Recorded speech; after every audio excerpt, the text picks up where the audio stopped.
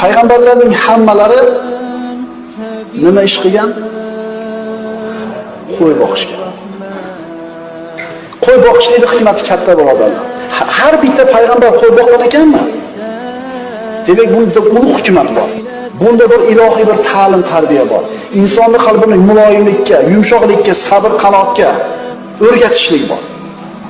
Qo'y boqqan inson birodarlar fikr qilishlikka ko'p vaqti bo'ladi. Payg'ambarimiz sollallohu alayhi vasallam payg'ambar bo'lib yuborilgandan keyin mana shu qo'y boqqanligini aytar edi.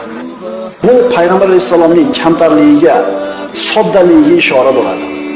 Chunki yer yuzida qo'y boqishdan ko'ra soddaroq, oddiyroq, kamtarroq ish yo'q.